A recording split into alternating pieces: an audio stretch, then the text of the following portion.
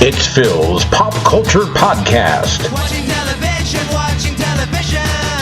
A dynamite place to be. Dynamite! Sponsored by Vandelay Industries, importers and exporters of fine latex products since 1992. And now, the man who taught Frank Burns how to eat worms, here's your host, Phil Kahn.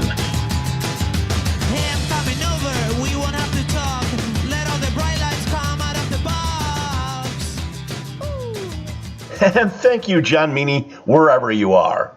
You know, actually, I may not know where you are right now, but I do know where you were many years ago. You were delivering newspapers to today's guest, Dr. Joel Goodman, founder and director of the Humor Project in our hometown of Saratoga Springs. I'm particularly excited to have Joel on today's broadcast. He's been a mentor, a role model, a teacher, and a dear friend of mine for nearly 20 years. Joel is a pioneer who has been promoting the positive power of humor and creativity for more than 40 years, and I think you'll really enjoy our fantastic conversation. Let's take a listen. Hello. Yes, this is your 707 wake-up call. If you would like to speak in Lower Slavovian, please press 1. If you prefer English, please press 342.7. Hey, hi. How are you? Good. How are you doing? Good. I'm so glad we're going to do this. Yeah, me too. It'll be fun. Yeah. I'm so happy that you've agreed to be on this podcast. When I first created the podcast, I was thinking, well, one of the guests I definitely have to have on is my dear friend, Joel Goodman, so we can reminisce about our time together and talk about the Humor Project. And let's jump right in. So thanks for being here. My pleasure. It really is. Now, what's interesting is, let's take you back to 1977, I believe. Your father had an aneurysm, I believe, and why don't you share the story with the audience of a situation that happened that ended up being the genesis of the Humor Project? Yeah, it was actually a very unfunny situation that spurred this serendipitous career path that I stumbled into over 40 years ago. My dad did have an aneurysm in his aorta. It was not fun, it was not funny, it was not a laughing matter. And he and Mom flew from Maryland, where they were, to Houston, Texas, where Dr. Michael DeBakey, the world-renowned cardiac pioneer and surgeon, was going to perform this life-or-death operation on my dad. And our family was very close, and I ended up flying from Albany, New York, near Saratoga, where we live, to join Mom and Dad and lend whatever support I could. And if you want a before picture of stress and anxiety, all you had to do was look at our family. We were literally uptight with tension and terror, scared to death. Sure. And then the wonderful proverbial funny thing happened on the way to the hospital. Mom and I were staying in a hotel that had one of these shuttle vans that ran back and forth to the hospital on a regular basis. The guy who drove the van was named Alvin. He was not one of the chipmunks, but he was this angel in human disguise who, in a short 4-minute ride going from the hotel to the hospital, magically melted the terror and the tension in the passengers in that van.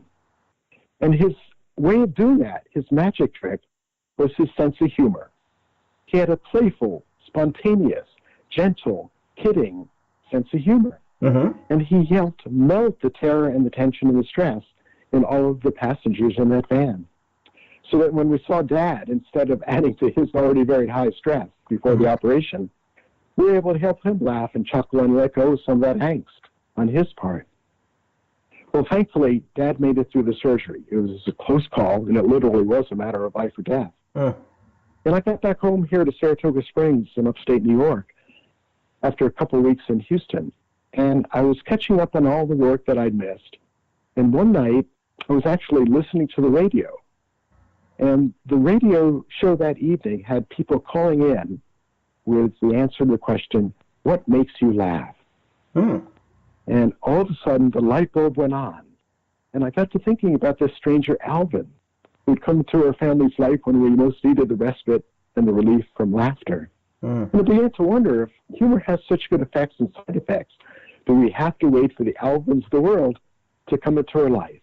Right. Or should we, quote unquote, make sense of humor and serve it to ourselves and our friends and our family and our coworkers when we most needed it? So it was that very unfunny situation that spurred that curiosity on my part, wondering if it's possible to make sense of humor. Oh, I love that. Thankfully now, over 40 years, I pay tribute to Alvin in every single one of the speeches and workshops that I do, because this gentle, humble, unassuming man has touched the lives indirectly now of more than 3 million people around the planet. Absolutely. And you were able to find Alvin several years afterwards and bring him to one of your humor conferences. Isn't that correct? Yeah, it was about 10 years afterwards. My wife, Margie, who's been my partner in crime here at the Humor Project, said, hey, we ought to find Alvin.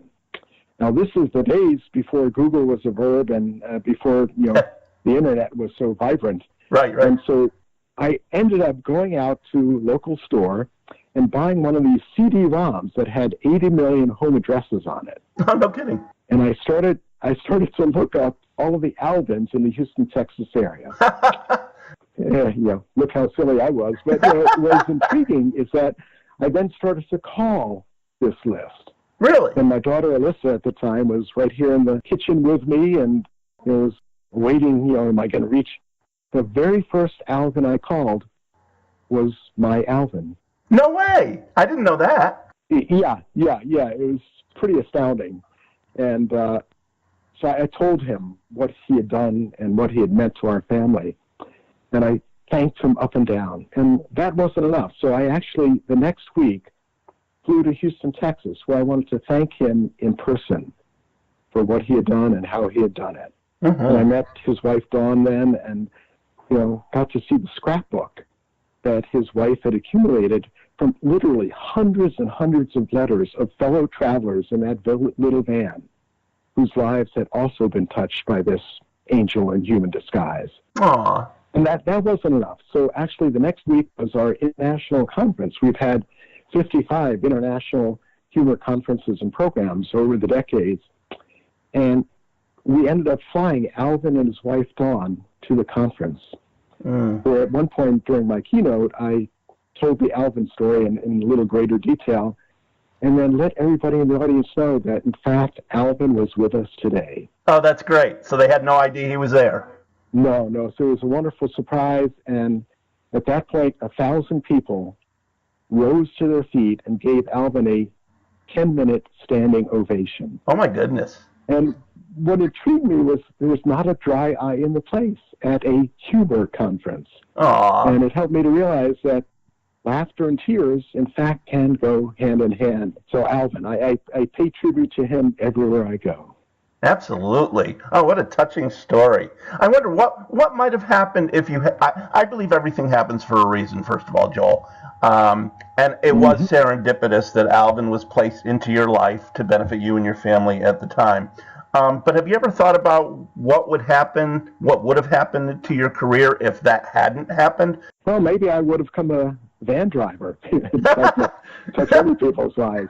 But, at that point, I actually had been an author, a speaker, consultant, teacher, professor of many, dozens of graduate courses. And so I was enjoying my life and my work very much. And after experiencing Alvin, in 1977, I started this thing called the Humor Project.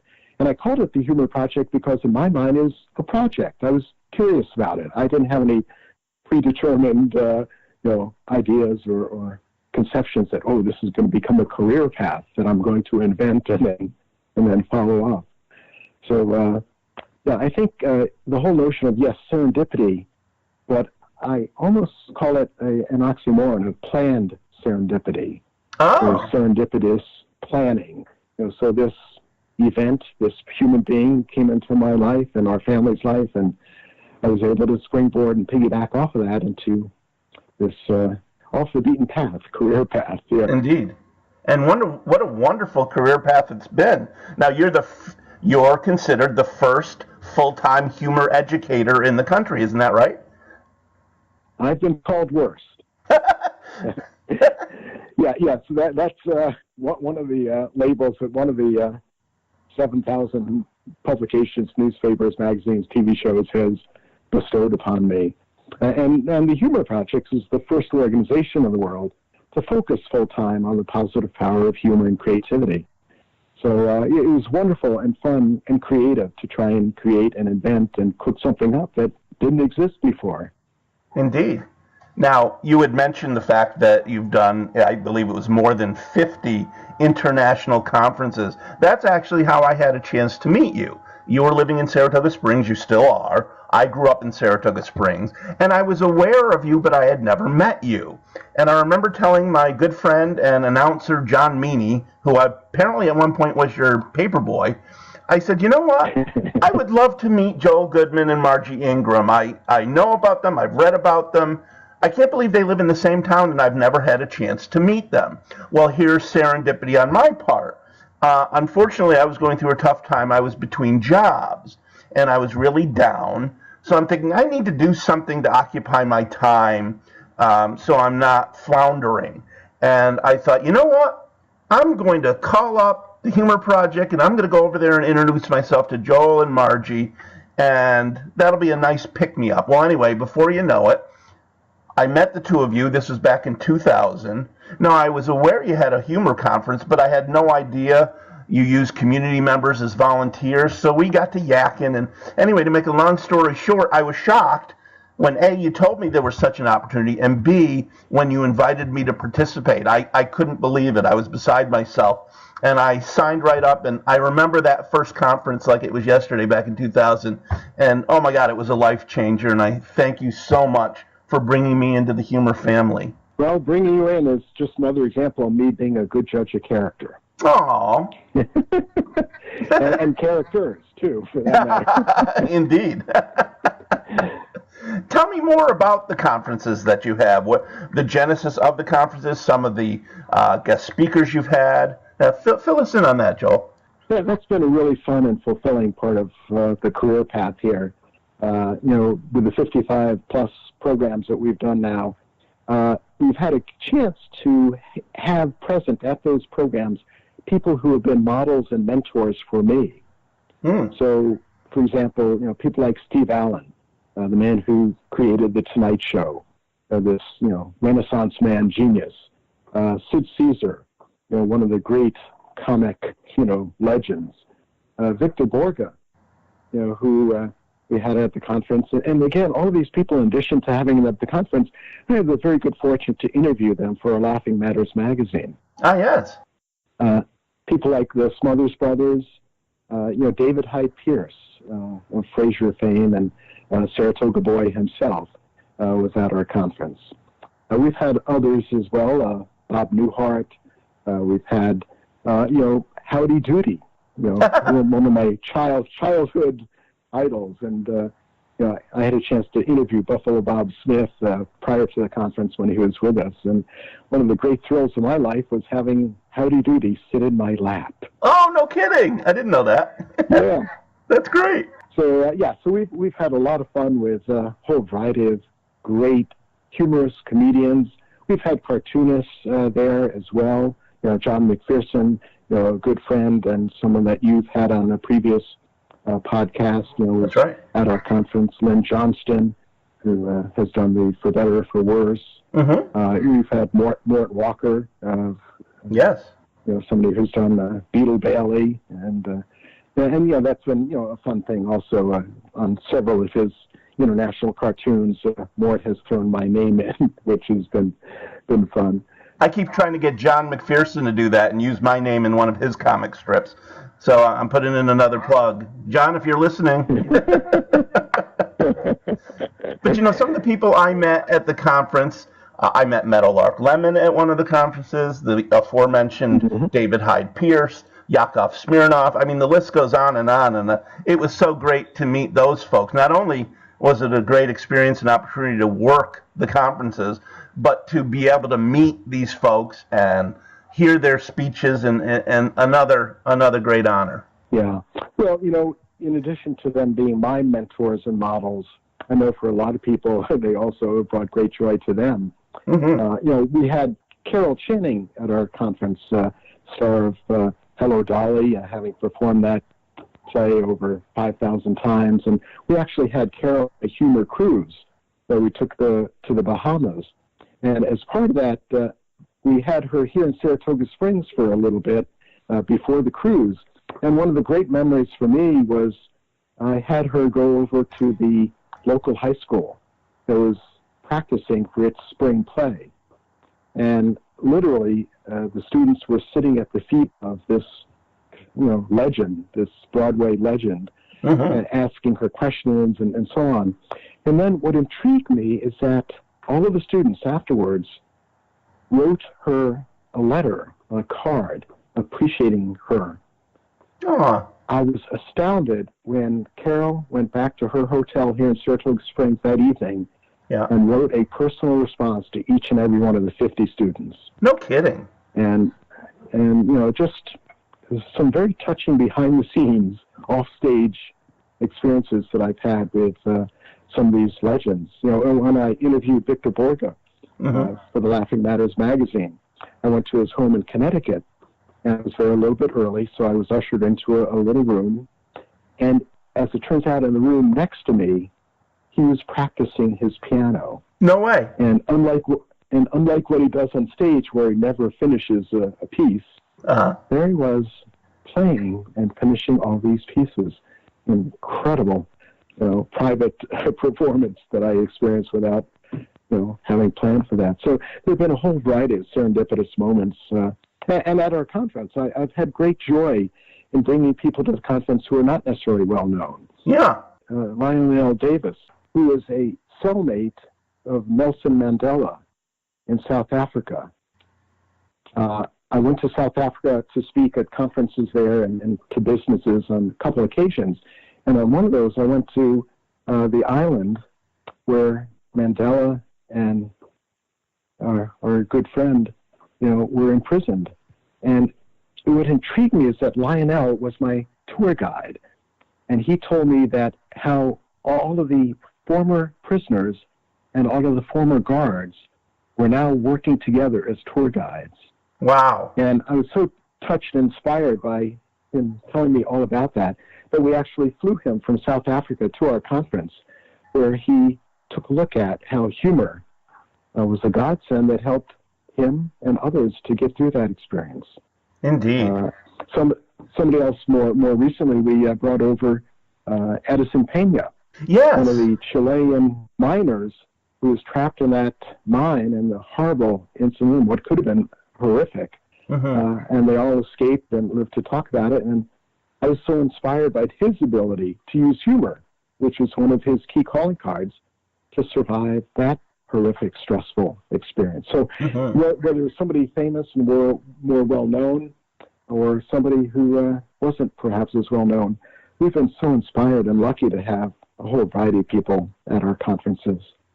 Absolutely, and I've had a chance to meet several of them. I met Mr. Pena. He was a lot of fun, and I remember you surprised him at your conference with a special guest. Do you want to tell the listeners a little bit about that? Well, sure. In the research that I did on who he was and what worked for him and how he lived and how he brought things to life, especially even in the mine when they were trapped there for so long, I discovered that he loved Elvis Presley. And so I ended up doing some research here locally and found an Elvis singer who looked like him and performed like him. And I presented Edison with an award on stage at the conference and then asked him to greet somebody that he might know. And at that point, Elvis appeared on the stage and serenaded Edison Pena. And then the two of them, worked together in singing songs, and Edison had a pretty good voice himself. So I've loved providing surprises at the conference, whether it be surprising Edison with Elvis's appearance, and Elvis was definitely not dead. He was very much alive there. Or bringing in, had President Clinton and President Obama. Yes, I met President Obama, or his look-alike. People who looked like them. And, right. So it was fun to bring in some surprises at the conference as well. Well, that's why we love you, Joe, because you always have surprises hidden up your sleeve or somewhere else. Well, and I have very long sleeves, so. Boom, boom. Now, it's interesting. You mentioned you had traveled to Africa. That's the really cool thing about your career, I find. I know you've been to all 50 states and countless countries, but the coolest thing is you're one of only 2 professional speakers to present on all 7 continents. Isn't that the truth? Yeah, actually, it's the combination of the two. Speaking in all 50 states and speaking on all 7 continents. I'm one of 2 speakers in captivity to have done that. And it's helped me to realize that, humor really is a universal language. And in this world where we need some bridges to be built across cultures and across countries, I think humor can be one of those bridges. In fact, one of the most inspiring experiences for me was probably about 18 years ago. I was invited to be part of the Laughter Has No Accent, Laughter Has No Accent tour to what was then the Soviet Union. And that was a time when things were not too pleasant between our 2 countries, and maybe they're not too pleasant right now either. Right. But humor was used as a bridge builder back then, and so we toured what was then the Soviet Union, and did presentations and programs throughout. And then, turned out being fair play, we then had 5 top Soviet humorists come over here to the States, and we brought them here to Saratoga Springs as their first stop, and we shared with them some of what we had been doing. We took them to a local elementary school. We took them to a local hospital where I had helped to set up a humor room so that they could see humor being used for very positive personal reasons in helping people's health. We also took them on a hot air balloon. Oh. Again, this is a little surprise. It was a beautiful fall day, and just north of us here in Saratoga Springs are the Adirondack Mountains. And so we took them up there, and we had arranged for 5 hot air balloonists to take the Soviets, 1 Soviet and 1 American, up in each balloon. That's great. And we were floating over God's country, this beautiful, the fall colors were in full bloom. And I was in the balloon with Andrei Berniuk, who was one of the crocodile humorists and columnists. And we're going up over this beautiful God's country, and Andrei is shaking and trembling to death. And I discovered at that point, unfortunately, Andrei was afraid of heights. So this is not good timing. But what we ended up discovering, as he was literally holding on to me for dear life, is that his daughter was named Elisa, and my daughter is named Alyssa. Yeah. And as we were holding on to each other, what we realized is the metaphor for this Laughter Has No Accent exchange program, that we were doing it for our kids. Yeah. And that metaphorically, we're either going to go up together in a hot air balloon or we'll crash together. And, hopefully the humor would be the uplifting experience to help us, live to talk about it, and better yet, live to laugh about it. Oh, that's wonderful. That is really wonderful. One thing I wanted to ask you, getting back to the world traveler that you are, I remember when you had 6 of the continents crossed off your list and you had Antarctica to go. And tell me about your experience there. I said, you actually did a humor workshop down there? And I forgot the exact details, but you said something like, you were on a boat, you jumped off the boat, it was 30 degrees below zero, you talked for 2 minutes, got back, share that story. I don't remember all the details, but it was funny. Sure. Well, actually, I had checked off 5 continents, and then I was able to do a piggyback. So Margie and I flew to South Africa, where I did a program in Buenos Aires for about 300 teachers there. Oh. So that marked off, South America as my 6th continent. I had done a whole variety of programs in Panama, but, I was counting that as more Central America as opposed to South America. Yeah. So, so 6 was South America and doing the program in Buenos Aires. And then from there, we got on a ship and sailed down to Antarctica.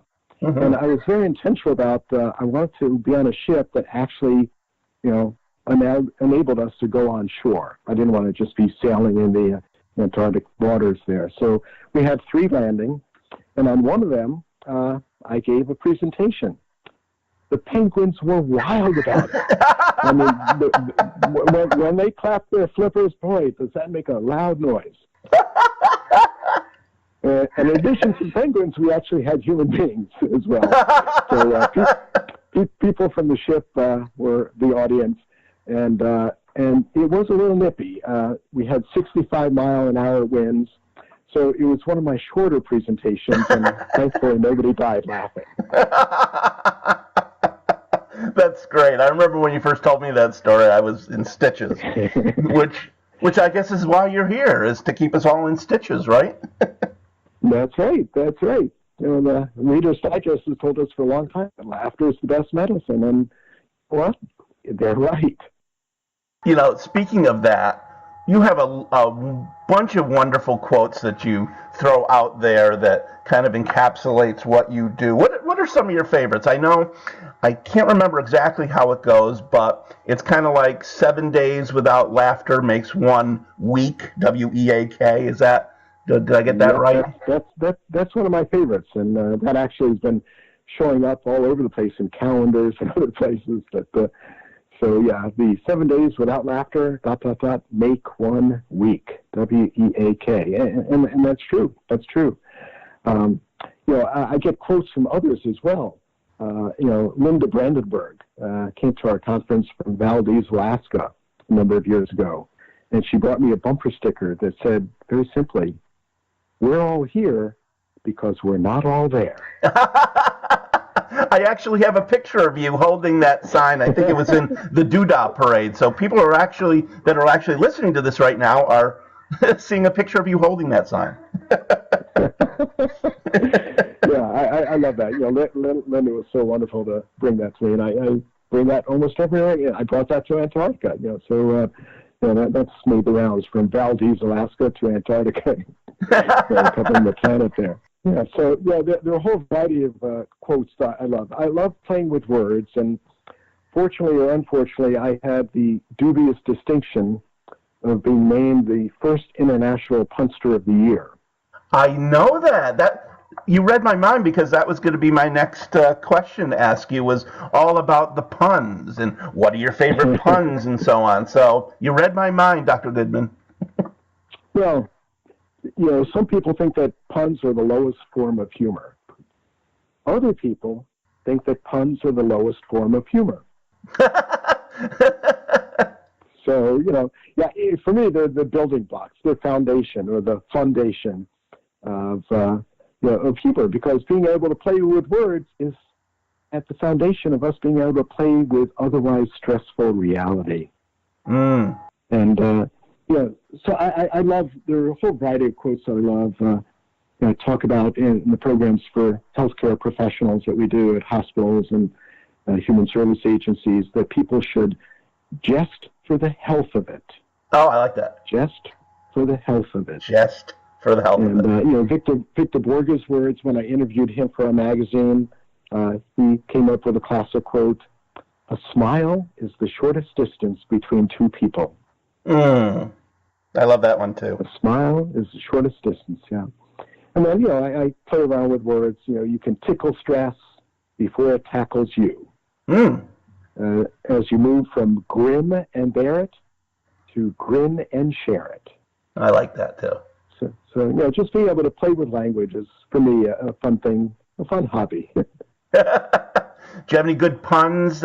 I have a friend on Facebook that posts a funny pun every day, and actually our aforementioned friend John Meany, who's, by the way, my announcer on this program, he likes to post puns, and every time I read one, I think of you. Do you have any favorite play on words that I know you just gave me some quotes that you like to use, but let's do a little wordplay. Give me a few.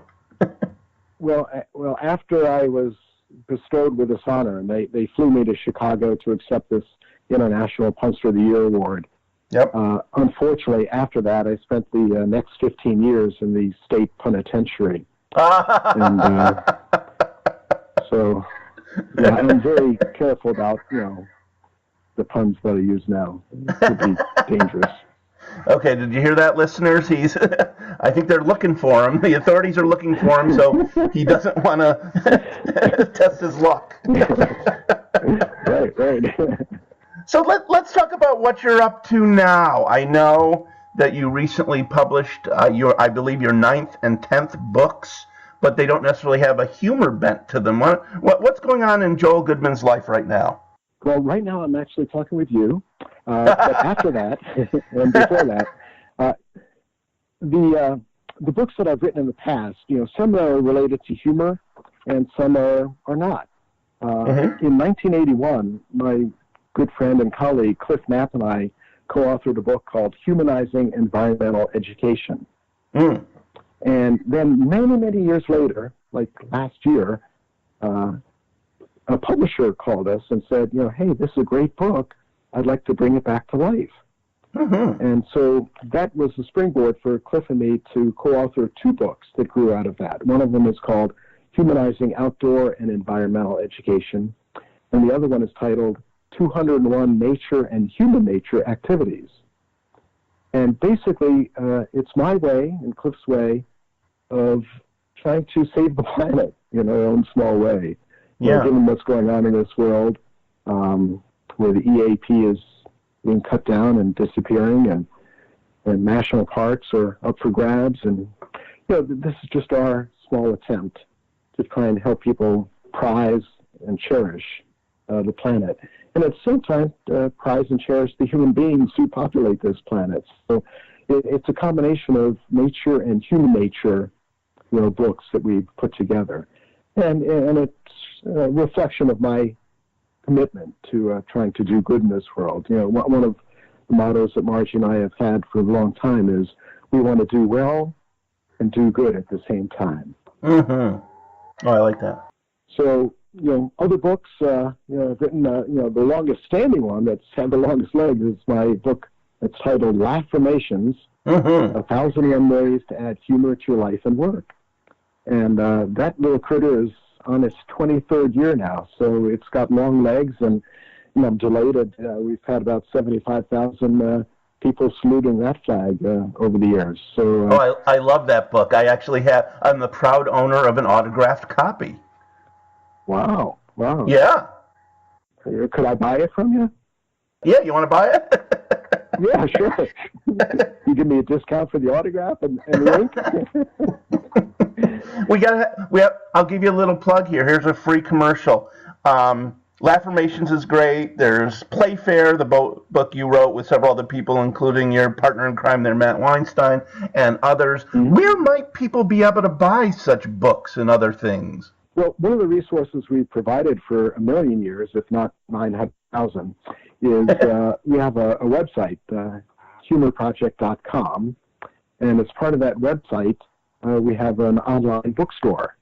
And so if you go to our www.humorproject.com website and click on Humor Resources, you'll find those 2 most recent books that you asked me about, along with Laffirmations, and a whole variety of DVDs from conference speakers, some really fun props, some copies of the Laughing Matters magazine that we published for many years and reached tens of thousands of people in 20 different countries. More recently, in response to your earlier question, we're doing a lot of things online now, so people can find a lot of great resources on our website. Every single day we have different humor quotes and tips and interviews that I've done with famous humorists and comedians and cartoonists. We also have a bi-monthly email newsletter called Laughing Matters. So if any listeners or viewers would like to get a humor shot in the arm, feel free to go to our website, or you could email us at info@humorproject.com. That's INFO at humorproject.com, and just ask to be on the mailing list for that every 2 months shot in the arm. And so we're doing a lot of things electronically. Indeed.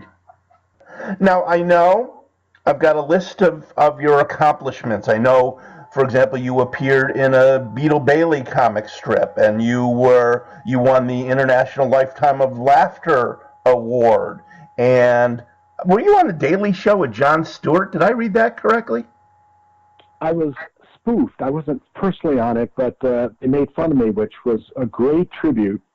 And actually, all the 7,000 plus TV and radio shows, newspapers, and magazines that have featured our funny work, the thing that brought my kids, Adam and Melissa, most pleasure was me being lampooned on the Daily Show with Jon Stewart. I have to look that up. I didn't realize, until I read it, I'm thinking, wait a minute, I didn't know he was on the show. So they lampooned you. Can you tell us a little bit more about that? No, it was too embarrassing. Well, now you're going to make me look it up. I'm going to look it up and put it and insert it right into this interview. No, it was great being lampooned. I mean, that was sort of a we've made it. if Jon Stewart can poke fun at us.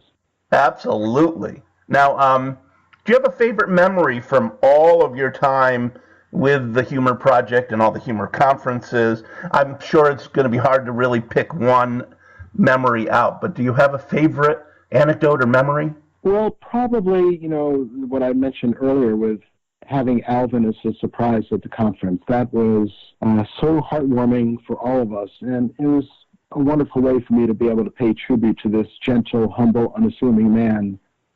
And so that probably for me is the most wonderful experience at the conference.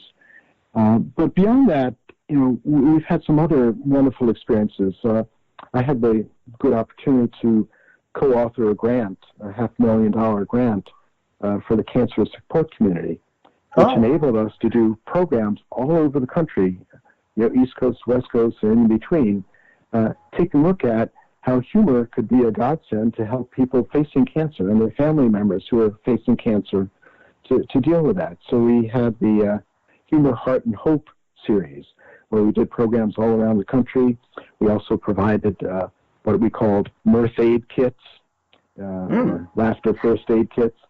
Drawing from our online bookstore, we donated, wonderful humor kits to the 50 different affiliates of the cancer support community. Another wonderful experience was I had good fortune to participate in a whole series of programs from Virginia and Maryland to California and on to Hawaii, doing programs for soldiers and warriors, the Wounded Warriors Tour, I called it, where we helped them to take a look at how humor could be another godsend to help them deal with their stressful, inhumane situations. And that's one of the things that I've realized, that humor helps us keep our sanity and humanity in the face of insane and inhumane situations. So I really think it is something that's fun, but not for fun. I think, as Irma Bombeck said, when humor goes, there goes civilization. Mm-hmm. It's so true. I think we need to be humor beings if we're going to continue to be human beings, and even more, humane beings. Ooh, I like that. Can I quote you on that one? Yeah, I just thought of that. So sure. Yeah, right. You better go patent that so nobody copyright it so nobody steals it. No, that's great. In all seriousness, it's so true, and especially nowadays with so much strife in the world, how poignant this is. Yeah, very, very definitely. And just coming across people with such good hearts. You mentioned David Hyde Pierce, who Saratoga boy and star of TV and plays, just incredible human being. We had Goldie Hawn scheduled to speak at our conference a number of years ago, and at the last minute something came up and she's not able to. She had to cancel the whole tour. Yeah. And I called David, and he took a red eye and flew to our conference and delivered this incredible, brilliant, and humorous presentation after taking a red eye from California. And so I've been blessed with people who are such good hearts and such giving souls and spirits. And one of the things that I've realized is that the more we put out goodwill and good vibes and good humor, hopefully that'll come back to us as well. Indeed. And by the way, I was there for the David Hyde Pierce presentation, and you're right. He was fantastic, and I hadn't realized he was, up all night before that. That makes it even more extraordinary. So, Dr. Joel Goodman, I have one last question for you. Okay, the answer is 7. The answer is 7. The answer is 7. Okay, well, thanks for being with me. And I know you and your lovely wife, Margie Ingram, fairly recently became grandparents. I believe your daughter Alyssa and her husband had a baby boy named, is it Jacoby? Jacoby, you got it, yeah. Congratulations. So my last question is kind of 2 parts. It's like, A, how are you enjoying being a grampy? And second part is, and now what are you going to do with your life? What things haven't you accomplished that you still want to accomplish? What's next for you, as if you haven't done enough? Well, hanging out with Jacoby will be a big feature. We our family is really close, and I can't begin to describe the amount of joy Jacoby has brought to Margie and me and our whole family. Yeah. He's this wonderful spirit. I love laughing with him. I love that one of his early words was "pop pop," which is my handle. And, my handle. So I just love being in his presence, and he is such a present for me and Margie. And Yeah. So it's been wonderful, having that as a growing part of our lives, and just love seeing him growing up, and the joy that he's brought to Alyssa and Jake as well. So and Adam and Ilda, his wife, uncle and aunt, have been enjoying the benefits of Jacoby and his joy. Indeed. And the second part of the question, what's your answer to that one? Well, more Jacoby, and I've got some book projects that I've been working on and cooking up, and so I'll be putting my nose to the grindstone, or hopefully something a little less painful than that, and working on those. And then we still with our Speakers Bureau, we still have presentations going out throughout the U.S. and abroad, and so there's certain trips that I look forward to going on, to broaden my worldview, literally and figuratively. Because, again, I think the closer we are as a planet and as people on the planet, the greater the chance of survival is for our species. And, I think human beings a lot of times will lampoon and poo-poo the dumb dinosaurs who are now extinct. Yeah. But I asked the question, what do you give the human race as odds of surviving 65 million years like the dinosaurs? And I don't know, with a sense of humor, maybe we can make at least 32 million years. We'll see. So that's what you want your legacy to be, to keep us alive for 32 million years? I'm going to be here 31 million years from now, and I'll see if we're still all here. And if we're not all here, we're all there. No, is that, wait, I got that backwards. Then we'll be gone, but not forgotten. Right. Well, Joel, I know this isn't the end. You've got a lot more to do, but the legacy you've left so far, with the legacy of humor, and the lives you've touched, and just spreading the word about the positive power of humor and creativity in life, in the workplace, et cetera, it's been an amazing accomplishment. And not only is this planet blessed to have you, I'm also blessed to call you a dear friend, and I'm so happy we had a chance to chat this evening. Well, it's very much mutual, Phil. You know that, and I love your laugh. I love being in the presence of your laugh. Well, I love the fact that you can make me laugh. There you go. Best wishes to you, my friend, and continued success. Please tell Margie I said hello, and let's keep those laughs coming. I vote for that. I vote for that. Thanks. Great, Phil. Take care. I'd like to thank today's guest, Dr. Joel Goodman. Joel, I can't believe I was actually able to track you down for a wonderful chat. After all, a good man is hard to find. Just wishes to you, my friend. Watching television, We hope you've had a dynamite time listening to this edition of Phil's Pop Culture Podcast. Join us again next time for another stroll down memory lane. Until then, let's be careful out there. Watching television, watching television. Watching television, watching television.